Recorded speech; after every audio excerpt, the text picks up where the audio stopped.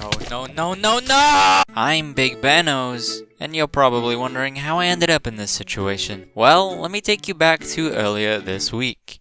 I'm Big Benos, and last week on the ConkRealm Minecraft Survival Realm, I got my hands on a full set of diamond armor, enchanted it with some pretty good enchants, and I told you the story of how I first played Minecraft back in 2010 with the release of the Halloween update, the first update to bring us the Nether. And so it's only fitting that this week we leave the overworld behind and explore the depths of the Nether for the first time. So without further ado, now, a couple of weeks ago we headed into the Nether for the first time to grab some soul sand. Thankfully our Nether portal spawns in a soul sand valley, so we didn't have to wander further than a few blocks before we could return back to the comforts of the overworld.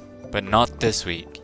I examined my surroundings and it seems my only way is up, so I build myself some cobble stairs and head deeper into the soul sand valley. I'm greeted by a skeleton who I take out with my new enchanted diamond sword.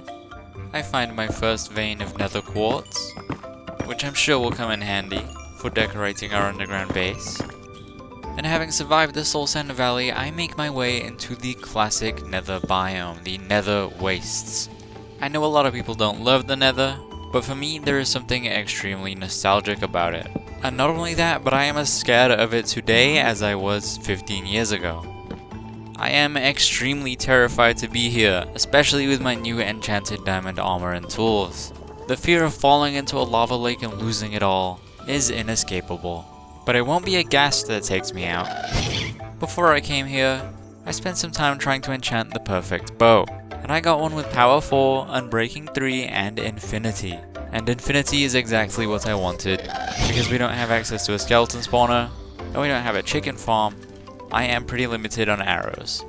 I continue making my way through the nether wastes, where I find my first magma cube, a cute and harmless mob that could never do me any wrong. My two main goals here in the nether today are to find a bastion remnant and find a nether fortress. Two structures containing the means for us to speed up our progression in Minecraft. And as luck would have it, not a minute walk from our portal, across a small lava lake, I see a bastion remnant. I begin bridging my way over, trying to make sure I'm as safe as possible, because yes, my fear of falling into a lava lake is very real. When I make my way over, and imagine my surprise when I see several nether fortress bridges right next to the bastion remnant. That's right, ConkRealm has been extremely kind to me, because there is a nether fortress right next to this bastion remnant. Already I found both of the things I wanted to find in the nether this week. So I continue to make my way over and prepare myself for the horrors within these two terrifying structures.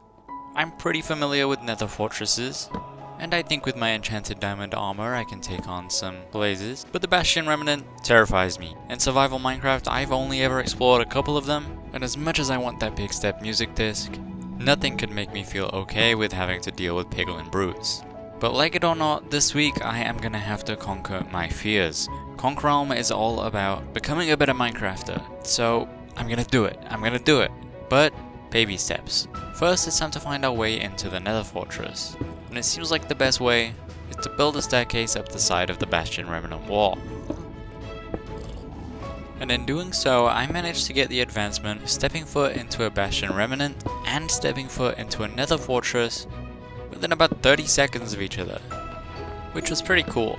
Thankfully the nether fortress bridges do connect to the larger nether fortress, where I'm able to use my silk touch diamond pickaxe to grab a whole load of glowstone. I'm able to steal some nether warts so I can take it home and cultivate it in the overworld, and I encounter my first blazes. I'm really hoping to find a blaze spawner somewhere around here, because if I want to be able to make potions and maybe even go to the end, I'm gonna need a whole lot of blaze rods. While exploring the twists and turns of the nether fortress hallways, I find a chest which has a couple of saddles and this rib armor trim. And then I turn a corner, and there it is, a blaze spawner. I don't have any fire resistance potions, so this could be incredibly dangerous. I light up the area around the spawner as best I can, and I get to work building a 9x9 container around the spawner so that the blazes can't get out and hurt me.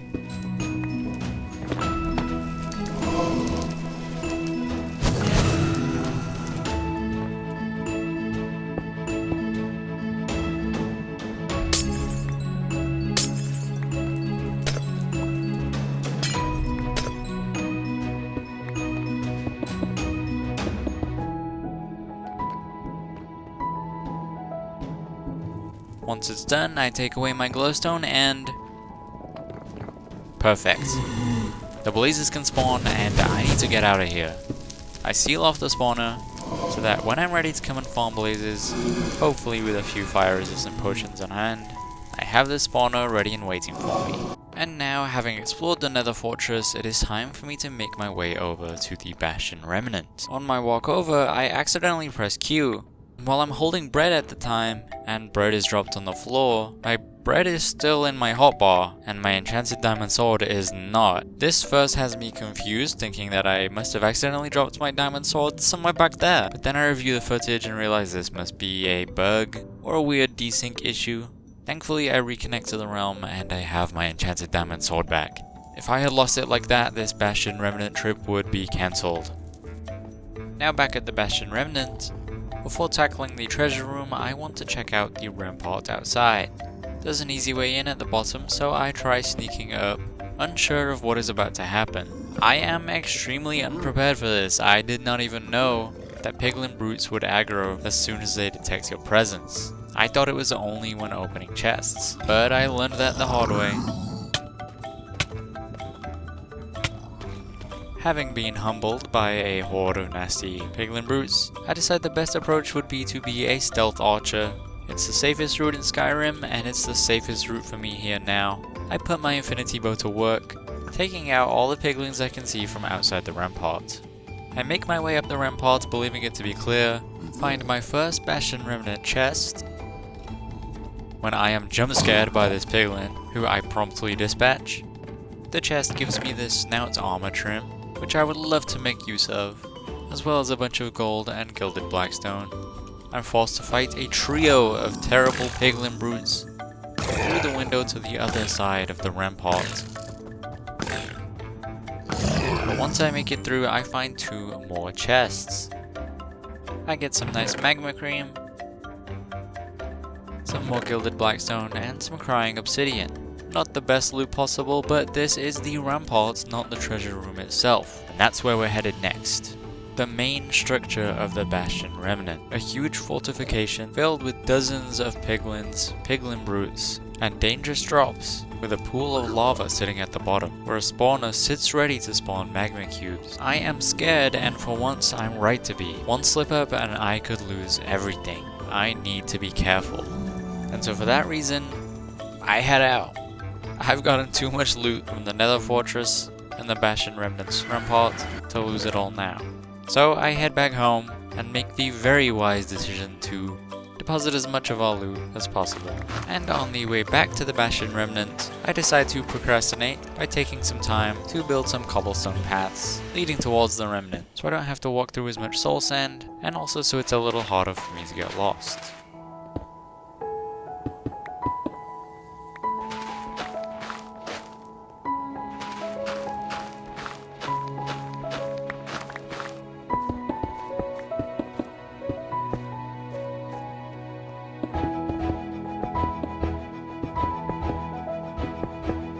And now, no more procrastinating, it is time to raid the Bastion Remnant's treasure room for real. And make sure I have a safe escape route in case everything goes wrong. And I head inside. No backing out this time. Once I make my way in, I am trying to be as stealthy as possible. This is Metal Gear Solid, I'm a Solid Snake, and I have to make my way down each level of this remnant without being spotted, taking out enemies before they even know I'm here. It's going to be a challenge, because this structure is big. There could be piglins hiding behind any corner, and in addition to them, I also have to make sure that I am filling in the holes around me and building paths, walls, and supports to make sure that I'm not going to fall down. Having secured the entrance floor, I make my way down to the floor below, which seems to be piglin free. I have this huge open window where I can see all of the piglins below, so I make sure I'm safe. And now I'm ready to start sniping, picking off any piglin I can see on the lower levels.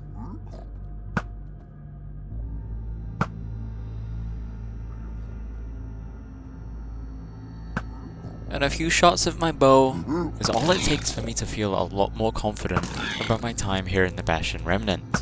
The piglin population here is drastically decreasing, while the big bad nose population remains steady.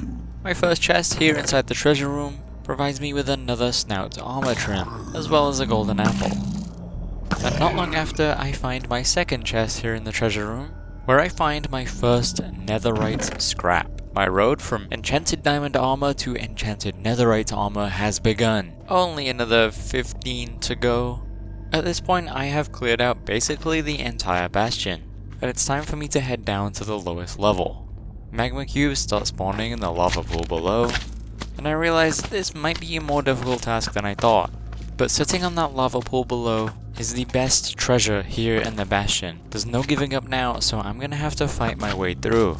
The smart play here is to make my way down as quick as possible and disable that spawner. If no more magma cubes can spawn, I can take them all out and I'll be safe. I find myself on the lowest level where I'm greeted by an army of magma cubes. I take them out, getting hit only a couple of times in the process, and now I need to bridge over to the spawner. There's a pool of lava directly under me, along with dozens of magma cubes. But I'm not particularly worried. I have my bow, and the spawner is only a dozen blocks away. I should be able to disable it with some torches and I'll have my treasure in no time. Now, what I really should have done is just break the spawner. There are other bastions out there on ConkRealm, and the nether is filled with magma cubes. There was too much at stake here for me to risk this. But I did. I risked it and chose not to destroy the spawner. And I paid the price for it. A magma cube spawned directly behind me and pushed me straight into the lava below. A fate I may have survived if there weren't a dozen magma cubes down there, preventing me from placing blocks or making my way to the side. So that's how I ended up in this situation.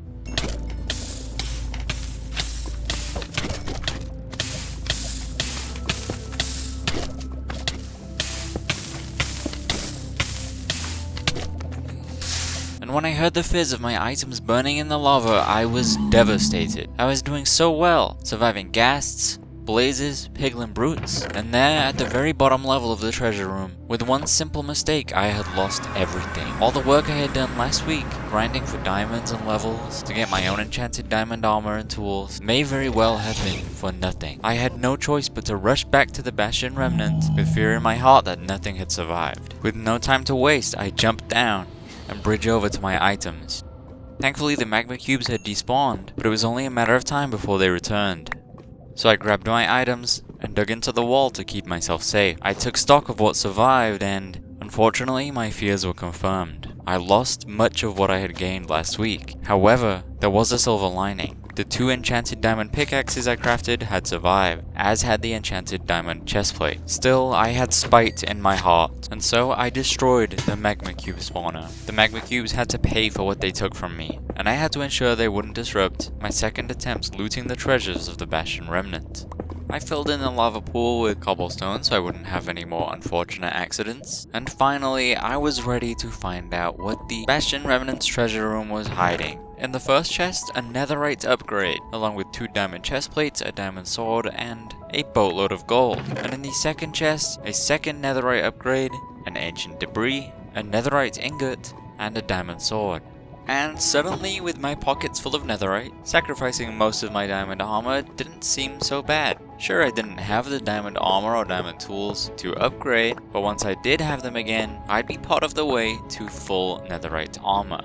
And that was enough to raise my spirits. But what made me even happier was the fact that I was done in the Bastion Remnant. I had looted everything and it was time to finally leave the nether. Thankfully, I still had enough diamonds from last week that gearing back up shouldn't be too difficult. Once I've made my way back to the overworld, I head to my zombie spawner XP farm so that I can get back the levels I lost and I'm able to enchant again. And back at level 60, it was time to go and attempt to enchant a whole new set of diamond armor, my diamond sword, and my bow. On the legs I got protection 3 and unbreaking 3. On the helmet I got protection 3 and aqua affinity. On the boots I got protection 3 and unbreaking 3. On my bow I got power 4, unbreaking 3, and infinity. These enchants are pretty hit and miss, but I can live with them. and I'm especially happy with the enchant on the bow. The diamond sword takes a few more attempts to get something decent, but finally I get sharpness 4 and unbreaking 3. And with that, everything I have lost, I have regained. And with my confidence back, it is time to head back into the Nether, because I would love to come out of this week's time spent on ConkRealm with full Netherite armor. It would be the perfect achievement to cap off my first month on the realm. After already suffering one terrible death today, I decide to play this safe and dig down to Y level 14, where I can strip mine for ancient debris with minimal risk of death by lava, death by explosion, or death by magma cube. And it doesn't take long before I'm getting ancient debris after ancient debris.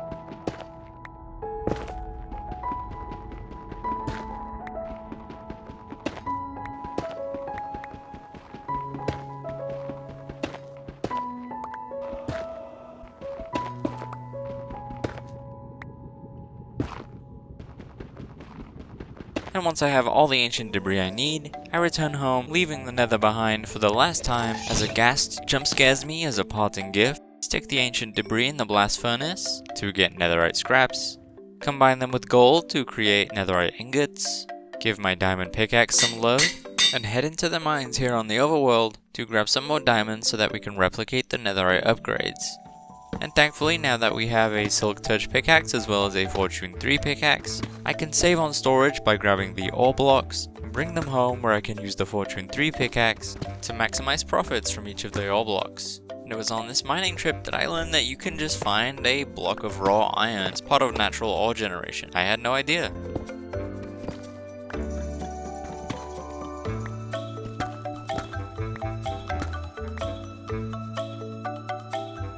At this point, I was attacked by a gang of 3 creepers, followed immediately by a gang of 3 baby zombies.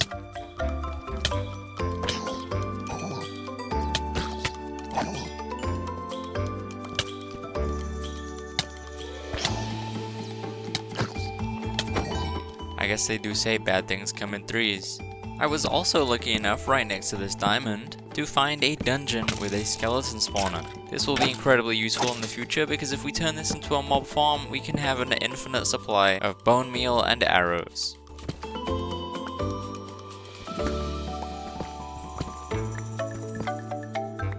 At this point, I should have more than enough diamonds, so it's time to head out of the mines, back into the comfort of our underground base, and put this Fortune 3 pickaxe to work.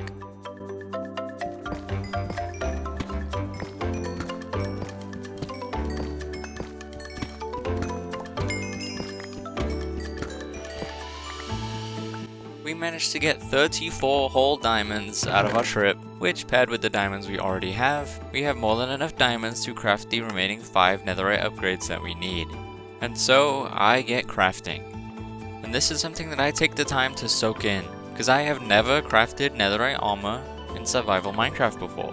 So right now, I'm feeling like this is a real achievement. I take my diamond armor off for the last time, and with our smithing table, it is time to combine the netherite upgrades, the netherite ingots, and our diamond armor and tools. And just like that, I have full netherite armor, 2 netherite pickaxes, and a netherite sword. I am fully geared for any challenge ahead, as long as it doesn't require a netherite axe, shovel, or hoe. But there's time for that later. Right now, I'm feeling pretty good. And I'm looking pretty good too, but I could look better. We got 2 armor trims from the nether and I'm gonna make use of them. I use the snout armor trim on the chest plate, and I use the rib armor trim on the helmet. I think we'll look pretty snazzy with these, and I'm hoping we'll find other trims for our other armor pieces on further adventures. And if you want to join me on those further adventures, please consider subscribing to the channel. That concludes our 4th week here on the ConkRealm Minecraft Survival Realm. And over the course of this month, we have created a cute bear base, a cozy cabin interior, and gotten ourselves full netherite armor. I'm extremely happy with the progress we've made, but our work isn't done yet. You'll want to stay tuned so you can find out what is happening down below. Thank you so much for watching. You can find a link to Conquer87's channel down in the description. And until next time, I hope you have a very good day.